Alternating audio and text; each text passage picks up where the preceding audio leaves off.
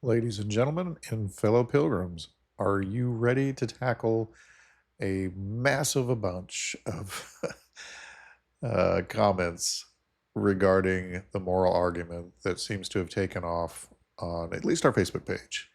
If so, stick around. We're going to handle it, and I'll show you how to properly address them without getting upset about it. Here we go.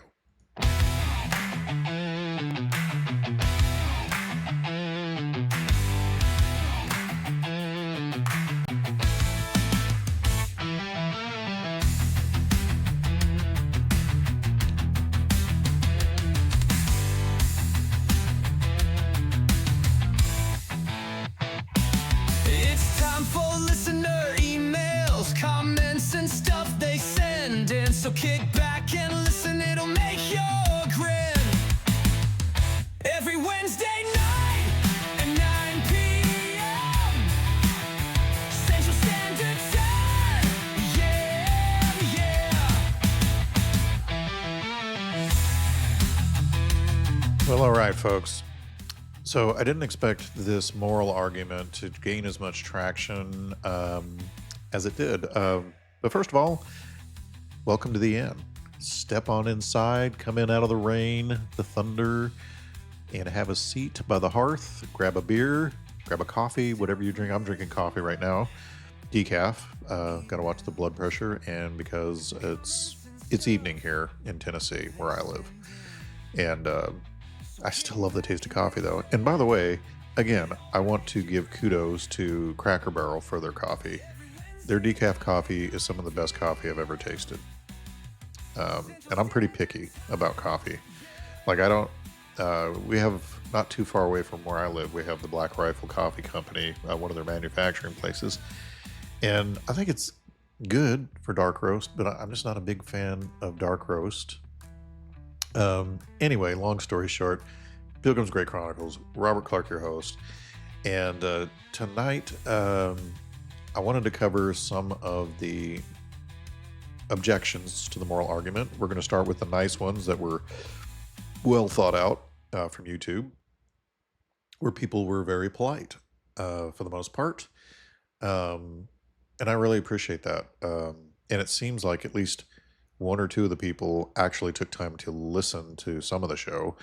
I have found that those who have seen our stuff on the Facebook side of things have a tendency, and I've told this to you before, and I'm sure you've experienced it yourself, but it seems like what happens is somebody sees like the image that I have for the post on Facebook, and it has just the two premises and the conclusion, because I clearly can't write out the thousands of words it takes for the supporting arguments to fit in a picture that's designed. And so they think that's the argument. And I'm like, can you not see that I have posted this as a podcast for YouTube, and go click on it and watch it before you comment? But, I guess maybe people think, well, I already know this argument, so I'm just going to show him that this is circular reasoning or blah, blah, blah. And so, anyway, long story short, got a lot of those on the Facebook side of things. And some interesting perspectives, even though it comes across as snarky, and that's fine.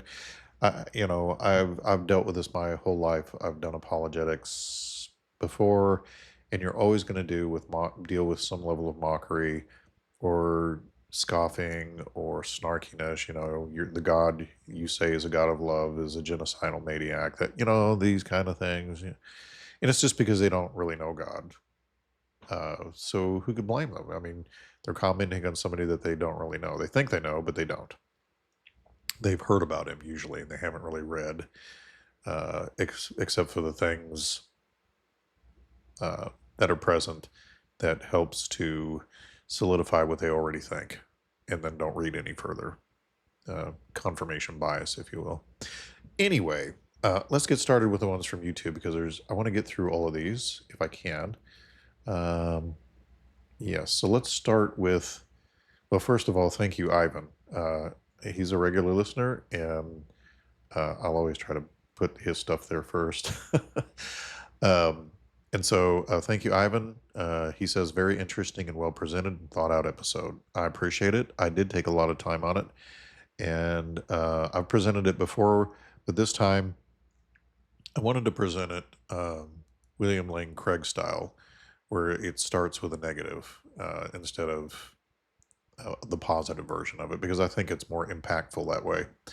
I know the image that I'm presenting it with on the Facebook site posts it the original formulation of the argument, but in the actual podcast, I use the stronger premises, and then the conclusion that God exists. So anyway, thanks, Ivan. I hope you're still enjoying your hat. Let's go here to QXR30. Interesting. Isn't that a car? I don't know. Anyway, so here he says morality is objective, and it's reflected in our legal system as society determines it's immoral to cause harm to others. The moral standard stands independent of God or any other spiritual entity. Okay, this would be an example of, I'm guessing, either somebody who didn't listen to the podcast fully, or did listen and just completely doesn't agree with the arguments I used to support the idea that it still requires grounding in an analogy would be a compass point north, a true north, so to speak. So I responded by saying that it is a good observation, because it is. In fact, I think it helps prove premise 2. Well, I mean, he basically acknowledges that premise 2 is correct. That objective moral values and duties do exist. So the fact that we all recognize certain actions like harming the innocent as objectively wrong is evidence for premise 1 of the moral argument. We clearly live as though real moral duties exist. So the deeper question then is, what makes those duties binding, right? Laws can describe what society prefers, but societies also justify atrocities. Do I even need to name any of these? I mean, we all know them, right? So if morality were grounded only in social construct or consensus, then legal and moral would mean the same thing, and we know that they don't, right? So while our legal systems reflect morality, they don't create it. They can just be one way to determine objective moral values, and duties are real and exist, even if we don't necessarily agree with every minute detail of it. So the underlying moral law still points beyond humanity for that reason, to the transcendent lawgiver whose nature defines good itself. That's why we have the arguments to begin with. The farther we get from him, the more arguments we're going to have.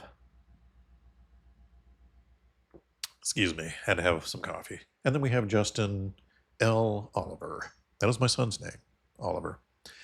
All right, so again, on the moral argument.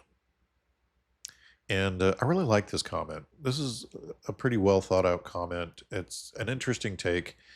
And I responded to it, but let's read what Justin has to say here. He says, in the spirit of presenting the strongest version of the opposing view, which means I assume he's playing devil's advocate here for them, I think a skeptic would argue that God preventing people from committing evil wouldn't necessarily violate their free will to commit evil. So it would violate their freedom of action,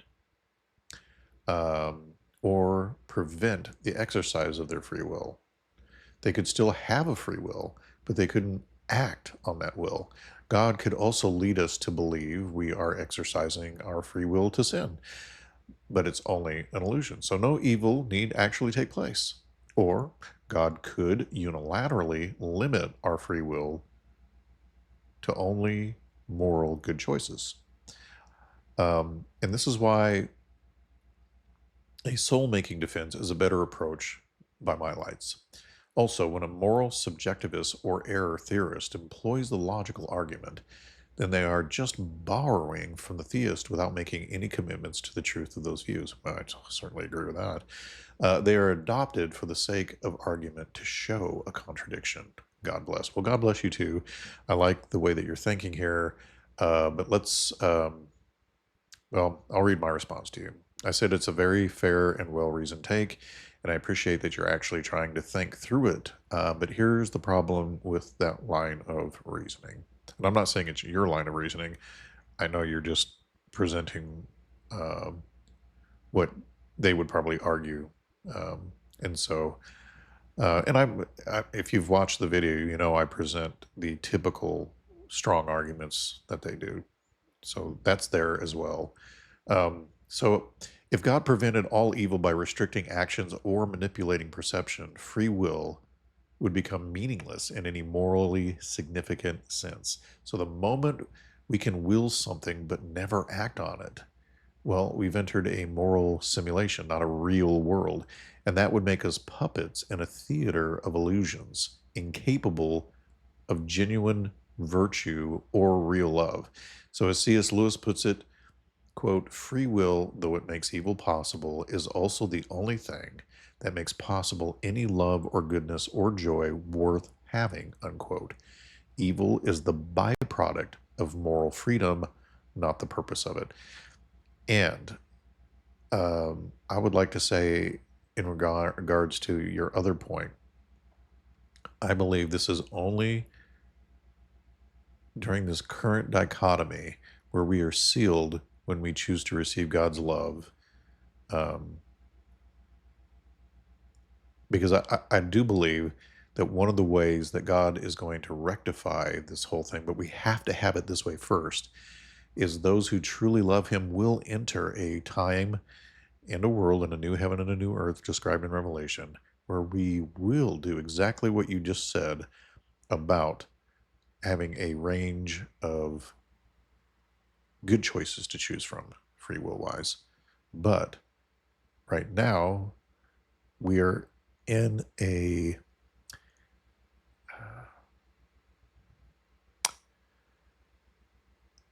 we are in the first phase, if you want to call it that, where people have the choice whether they want to be in that next phase. Some will not. Some don't like God. They don't like anything he stands for, and they don't want to be with him. And so they'll be separated from him forever. Why would he force them to be in heaven with him when they don't like anything about him, right? So once that's taken place, and that's all said and done, then we will be in that situation you described. So the soul-making theodicy that you mentioned does have merit in that sense, but it presupposes the same core truth that virtue must be chosen under real conditions of freedom, which is where we find ourselves right now. So to remove evil by force would be to remove the image of God in man, our moral agency in this current dichotomy. So you're right about moral subjectivists borrowing from the theists, though. To even call something evil or good assumes an objective standard that does not exist in materialism, but, and you know, in God, in his nature. It's like criticizing a shadow while denying the light that makes it visible, right? All right. Thank you, though, Justin. I don't think I recall you ever commenting before, but I appreciate it. Please subscribe and comment more often because you're smart, and I really appreciate when smart people comment because I get so tired of the, you know, you're an idiot. Okay, why am I an idiot? I don't know, you just are. Now I'm going to put some stupid meme up here so I don't have to think for myself. I get tired of that, as anybody would. All right, so then we have Benjamin, who says, but I think the first parameter is dead on arrival. If objective moral values exist, well, do they? That's a hotly debated philosophical topic, definitely not settled. And then 1B, then God exists, which is the conclusion. That's an unsupported assertion. Why would moral values prove God? I might as well say if moral values exist, then pancakes exist. It is exactly as logically valid. Well, you can't really mean that. You know that's not true. Anyway, I know that the argument is that moral values must come from God, but that only works if you already assume a just God exists. So the assertion uses itself to justify itself, which is a logical fallacy. Well, then you didn't listen to the entire argument. You just assumed some things just from looking at the simple three-step, the two premises and the conclusion, without going over the hour and a half with the supporting of the two premises. But I'll give you a short answer. Well, I mean, my reply to you anyway. And I do think it's a fair critique if that's all you read, but it slightly misrepresents what's being claimed. So the first premise doesn't assume God exists. That's the whole reason before doing the moral argument, I did this logically. If you, the first, the week before, I did an argument from ontology, and it naturally flows into this argument. That's why I'm taking this step by step. So if you want to learn how to present a logical, moral, rational argument for the existence of not just God, but a moral Christian God, I'm kind of showing how to do it. So anyway, the first premise doesn't assume God exists. It asks whether objective moral values and duties actually do. So if they do, meaning they're valid and binding, whether anyone believes them or not, then we must ask what grounds them. Evolution, culture, and psychology can explain moral feelings, but not moral obligations or duties. So you ought not murder can't arise from molecules or majority vote. Does that make sense? If not, go listen to that part of the podcast where I spend about 30 minutes giving analogies as to help people understand it. So the second premise also isn't a blind assertion. If morals exist, God exists. It's a logical inference. If moral laws are objective, they require a transcendent moral lawgiver. And the pancake analogy doesn't fit because pancakes aren't the type of thing that can ground objective moral truth. Moral laws are prescriptive, not descriptive.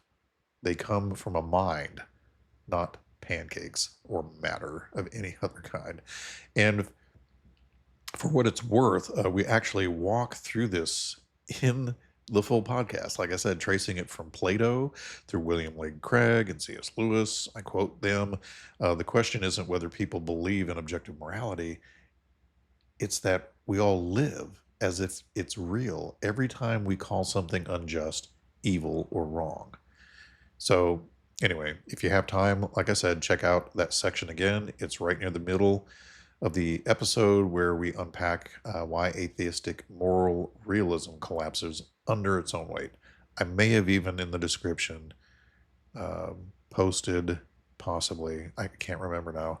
I get so busy between work and running the podcast and living life because I have grandkids and kids and so on.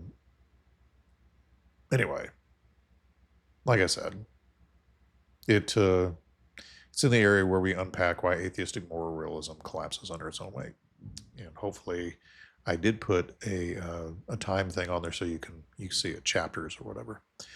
Okay, so that was from our YouTube stuff. There were other comments. I just don't have time to go into them. I really wanted to deal with these comments from Facebook. Primarily to show how to properly address these without name calling and telling somebody they're a douchebag or being a snarky right back or whatever. So let's start with Lee Kolb here, who says, here, I'll pull it up so you can see it a little better. How's this? Yay. So He says point 2 is flawed. Prove objective morals exist, which you cannot do. So therefore, the third point fails. Doesn't tell us why we can't. He just says you can't. Just, asserts it without any sort of argument behind it. So I just said, Lee, simply saying flawed isn't an argument. Which part of premise 2 do you think fails and why? Why objective morals are real in brief. We experience oughtness, which, by the way, scientists can't really properly explain. We experience oughtness, how things ought to be, as binding, even when it cuts against our desires, right? Like keeping a costly promise, marriage, and things like that. Some acts are universally condemned, like torturing a child for fun, for instance. Calling that merely preference, which is what it would be if the objective morals don't exist, empties wrong of meaning, right?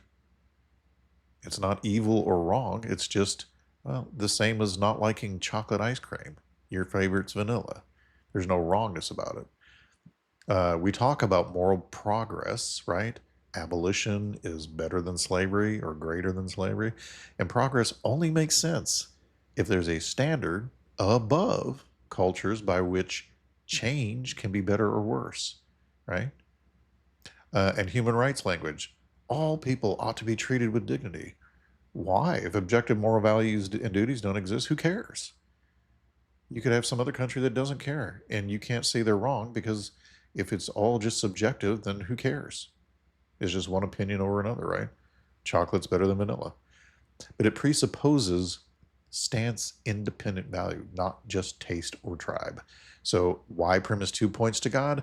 On naturalism, you can describe how we feel morals, like through evolution, social conditioning, and so on, but you can't get an objective binding ought from those is facts, because that's all they do. They tell you how things is, not how they ought to be.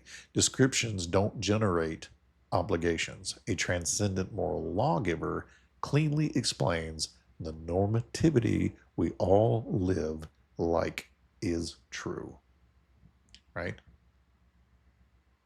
So if you deny objectivity, then your claim, premise 2 is flawed, is just your preference versus mine, and it loses any ought force, right? So are you willing to say genocide isn't truly wrong, just unpopular right now, and it might become popular in the future? So again, we walked through this carefully in the episode. If you listened, you heard the fuller case. If you think a specific step fails, please name it and we'll test it together. And he comments more. I'm going to have to respond to this too, but he says, I will cheerfully say genocide is wrong. God, however, says that genocide is fine. Well, he is God and the creator of all life. And if he has a reason for wiping out a group of people, maybe we should ask him and maybe investigate a little further as to why he would do that rather than just outright call God genocidal. So if you disagree with God, then yes, your morals are subjective. Okay, Lee. I would just disagree with how you describe genocide or define it in regards to God. That's the issue with your statement. Anyway, so here later, Lee admits, because I asked him, did you even listen to the podcast? And he said, no, I didn't. Why would I listen to an apologist podcast that lies? Morals are not objective, and if you claim you get your morals from the Bible, then your morals are not only subjective, but also horrific. So, again, I could go tit for tat, but what I've discovered is when I respond, I always try to respond because my natural inclination is to get my fist up, right? Like, okay, we're going to fight, bro. I'm going to take you to the mat. I'm going to pound your head in the dirt. But that's my flesh, right? That's not what God wants here, right? So one of the things I taught myself early on that because I wasn't always that way. I did, when in my teen years and my 20s, and I'm old testosterone, based. I did slam people. I did go tit for tat. I was just as snarky right back and so on. And I'm not saying that I can't be even now, but what I've tried to do to change how I present myself is I try to lead off with something positive out of what I just read, right? So in this case, I said, Lee, I appreciate the honesty, right? Because I mean, he was honest enough to say he didn't listen. I mean, he could have lied and then carried on, right? But anyway, so I said, but calling it a lie doesn't make it one. You're asserting morality isn't objective, but that claim itself assumes, right, an objective standard by which to judge truth or horror, which is my whole point. You can claim they don't exist all day long, but you don't live like it. It is not your experience. We live as if they do exist, but you say they don't because you don't want them to. So if morals are purely subjective, then no moral claim, including yours, Lee, carries universal weight. Yet you clearly believe, right, based off what you're saying, that some things are truly wrong. And you should see the contradiction. It's exactly what the moral argument exposes. And as for biblical morality, cherry picking harsh ancient judgments, or I should say seemingly harsh, without their context, ignores how those same scriptures birthed the very ideas of human rights, equality, and compassion that we now take for granted. So if you ever choose to listen, Lee, the episode breaks that down with history, logic, and sources from both sides, because I quote atheists and their arguments. You might be surprised at how much deeper the reasoning goes than memes and assumptions. All right. So polite but firm, right? So then we have Mike on Facebook here. A brief exchange where he said objective morals do not exist, however. All morals are subjective to the individual and usually filtered through personal experiences, societal norms, and cultural influences. So I was in a hurry in my initial response, and I just said, that's not how any of us live in reality. And I explained this in the video.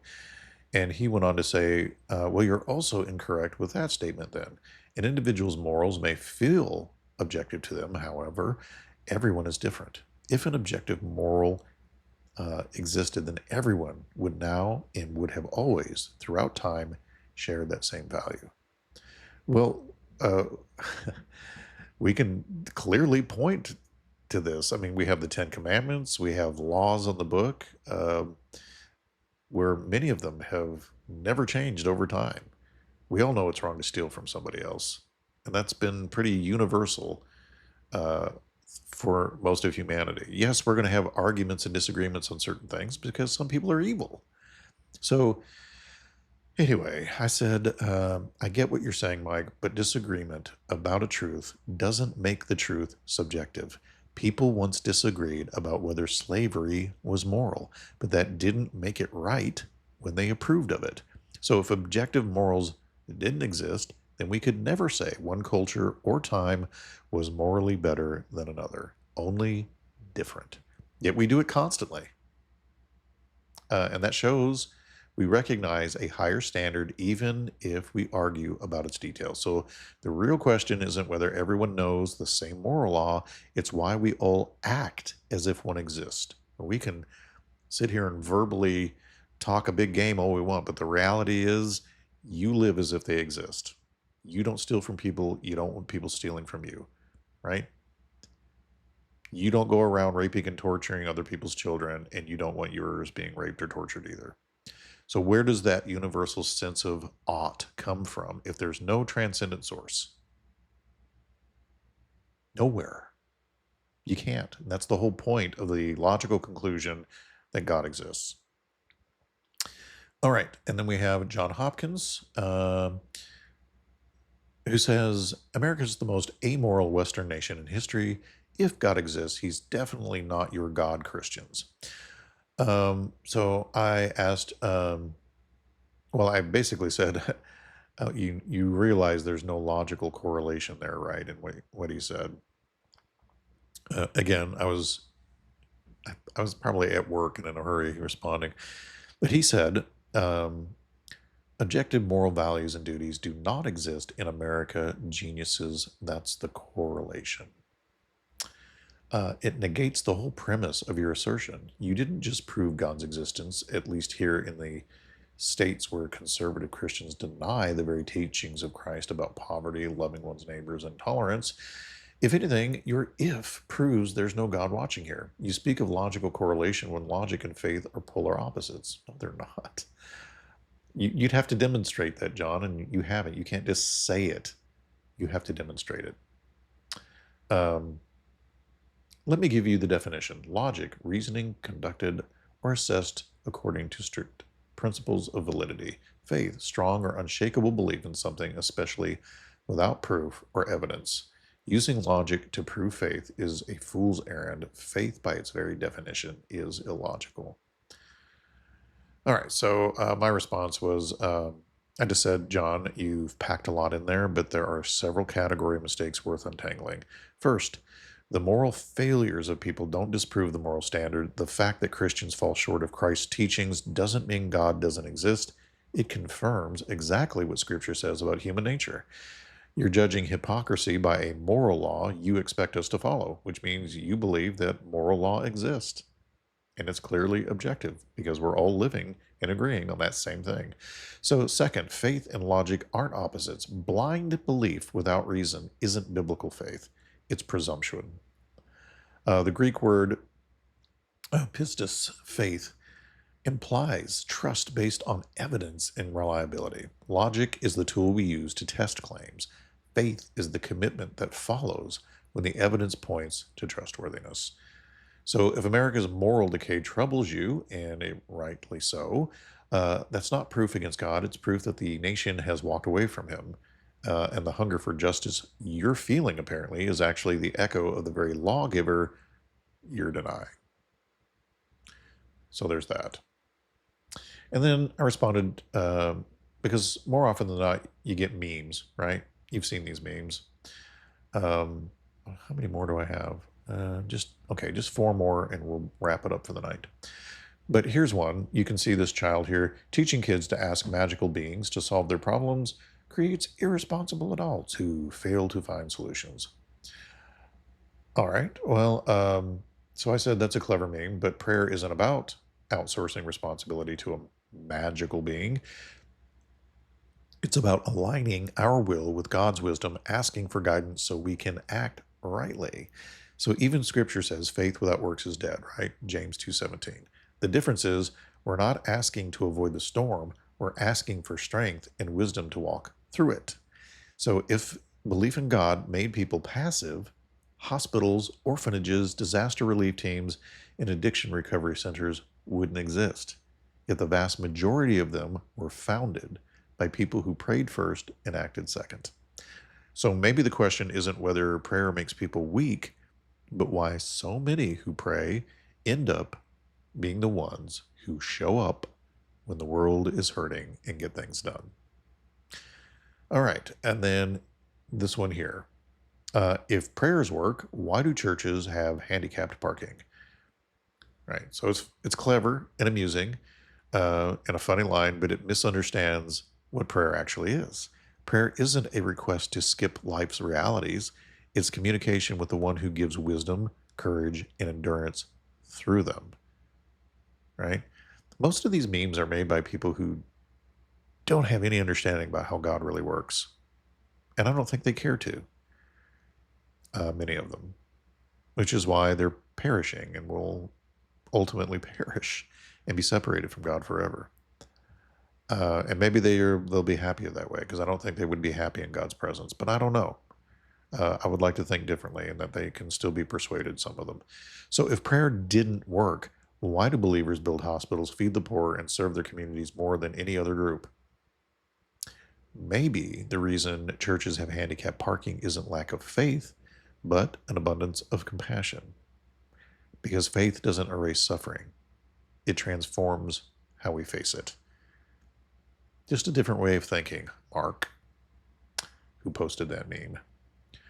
All right. And then we have Mia Crosby. Um,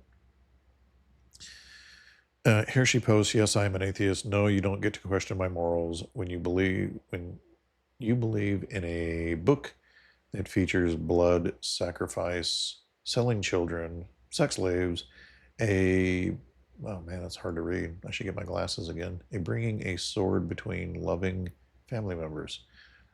You don't even have the right to ask." Again, thank you for affirming objective moral values exist.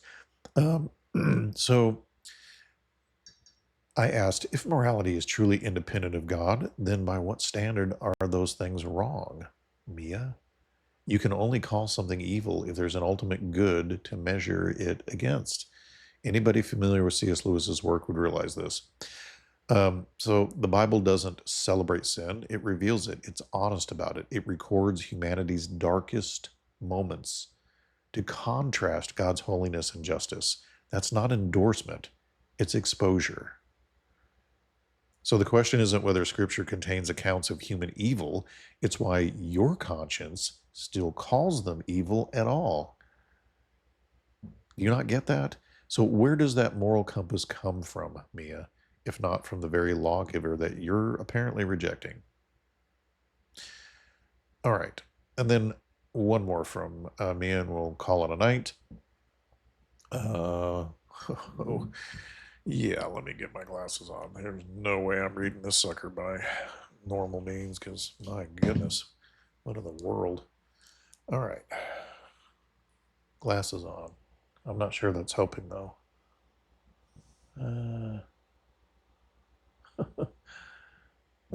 Basically, it is she's quoting John Windsor regarding the Dark Ages, and I'll just I can't even read, and I'm afraid to expand it because I'm afraid it'll take away my comment here, and I'll have to go searching for it and have a bunch of dead air that I don't want to have, and I have limited time to edit. So, but this says, I responded by saying, John Windsor's quote confuses corrupted religion with Christianity itself. The Dark Ages weren't dark because of faith, they were dark because people strayed from Christ's teaching. Did we forget that during the Dark Ages there was a horrible rise of Islam, slaughtering everybody who would not submit to Allah? There were reasons for the Dark Ages. Anyway, the Renaissance, universities, hospitals, and the very concept of human rights all grew from a Christian worldview that valued truth, education, and the worth of every soul, including women, right? Because up until that time, thanks to Christianity, women have the proper place of value that they're supposed to have in society. Prior to that, I mean, we know it wasn't good for them. So, yes, religion can be abused, but that abuse only proves man's corruption, not God's absence. If you call something evil or obscene, you're already appealing to a moral standard that must exist beyond human opinion. And that's precisely the foundation you have to borrow from the very God you say doesn't exist. So the real question isn't whether Christians have failed. They have. I do. We all do. It's why the moral law they violate still echoes in every conscience that condemns them, including yours, Mia. So something to think about. Anyway, sorry that this was primarily only about the moral argument, but there were so many comments, my goodness. And I wanted to be able to hit them all and not spend too much time because these shows are really meant to be under an hour. So that being said, I will let you all go and pray that you have an awesome rest of the work week. And don't forget, if you are new here, please support us by liking, sharing, subscribing, leaving us a 5-star review. Anything you can helps, honestly. You can go to our merchandise store. I've put it in we have over over 100 different podcast videos to watch. If you just go to our playlists, you'll see them. Video after video after video. And I get that some of them may not all be your taste, but they're out there. And in some of them, I have tags to what equipment I use, like microphones, cameras, and so on. If you want to podcast and you don't know what equipment to get, I share that sometimes. Also, oftentimes I'll put the books that were studied in a podcast, or if I interviewed somebody, I try to put their material in there. And virtually anything I put in there, I get a commission from, but it doesn't change the price. So don't think the price is higher, to give me a commission. It's not. It's the same cheap price that you're going to find if you go to Walmart or whatever, or whoever. I don't shop at Walmart anymore since when I shopped online, I got screwed on my credit card and somebody stole my info. So I don't ever use them anymore. But anyway, that's neither here nor there. Godspeed to every one of you, and I hope the rest of your week is great. And I will see you Friday night, where I've honestly been tinkering around with changing it from the top 3 stories of the week to instead things my wife Amanda and I talk about, because oftentimes we're talking about that anyway, but we bring up as a husband and wife, we bring up some really odd, interesting, and tough subjects, all primarily related to the seed war, because we're fascinated by God's word and what's going on in the world. Anyway, see y'all.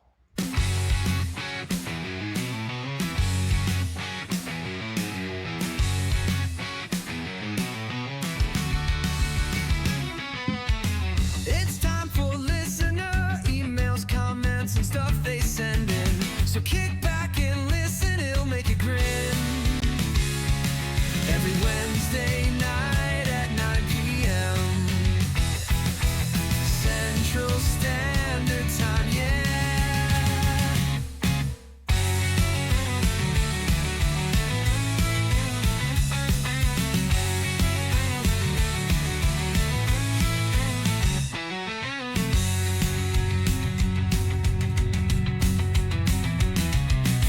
Central Standard Time, yeah.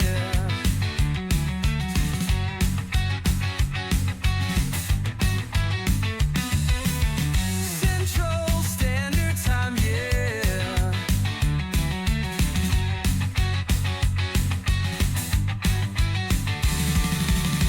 It's time for listener emails, comments, and stuff they send in.